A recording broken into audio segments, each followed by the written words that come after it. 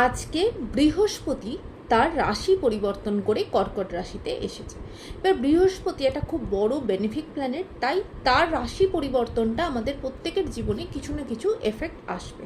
বৃহস্পতির রাশি পরিবর্তনটা মেষ রাশির মানুষজনদের ওপর কি কি প্রভাব আনবে আজকে আমরা এই ভিডিওর মাধ্যমে সেটা নিয়ে আলোচনা করব।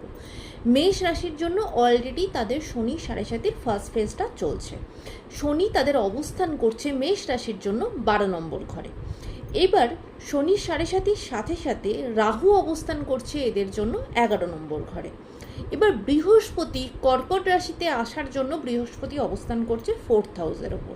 4th হাউসের ওপর 4 নম্বর ঘরের ওপর বৃহস্পতি অবস্থান করে ডাইরেক্টলি যে ঘরটাকে দেখছে সেটা আপনাদের কর্মস্থান, তার সাথে সাথে 8 নম্বর ঘর আর 12 নম্বর ঘরকে দেখছে। এবার আপনাদের জীবনে কি কি পরিবর্তন আসতে পারে সেটা হলো, দেখুন শনি 7.5-এর জন্য আপনাদের কাজের জায়গাতে প্রচণ্ড ডিস্টারবেন্স থাকা, যে কোনো কাজ ডিলে হওয়া, দেরি হওয়া, লেট হওয়া, এমনকি হয়তো প্রমোশনের জায়গা তৈরি হয়ে আছে কিন্তু সেখানে দেরি হচ্ছে। আপনি ট্রান্সফার লিস্ট আপনি জানেন, হয়তো সেটা লিস্টে আপনার নাম আছে, আপনার সুযোগ সুবিধা মতো আপনি চাইছেন বাড়ির কাছাকাছি ট্রান্সফার হতে, সেই লিস্টে আপনি নাম আছেন কিন্তু সেই কাজটা হচ্ছে না, সেটা কিছু না কিছু কারণে আটকে আছে। এমনকি হয়তো আপনি কোনো একটা কাজের পরিবর্তন চাইছেন, কাজের প্যাটার্নের পরিবর্তন, অফিসের চেঞ্জ করতে চাইছেন, হয়তো একটা জায়গা থেকে আরেকটা জায়গায় কাজের জায়গাতে চেঞ্জ হতে চাইছেন, চেঞ্জ করতে চাইছেন, সেখানেও কিন্তু কিছু না কিছু কারণে সে ব্যাপারটা আটকে আছে। এই সমস্ত জিনিসগুলোতে কিন্তু বৃহস্পতি একটা তার বেনিফিক বা পজিটিভ দৃষ্টি কিন্তু দেবে। যেমন প্রমোশনের জায়গাটা এবার থেকে আপনাদের সেই জায়গাটা খুলে গেল, তার মানে কি প্রমোশনের যোগ আপনাদের আসলো। এমনকি কাজের জায়গাতে যা কিছু সব কিছু ডিলে হচ্ছিল সেগুলো কিন্তু এবার একটু কাজের জায়গাটা সেই প্রসেসটা কিন্তু এগোবে। যা যা আটকে ছিল সেগুলো দেখবেন ধীরে ধীরে এগোবে। ট্রান্সফারের জায়গাটা সেটা ধীরে ধীরে এবার ব্যাপারটা এগোবে।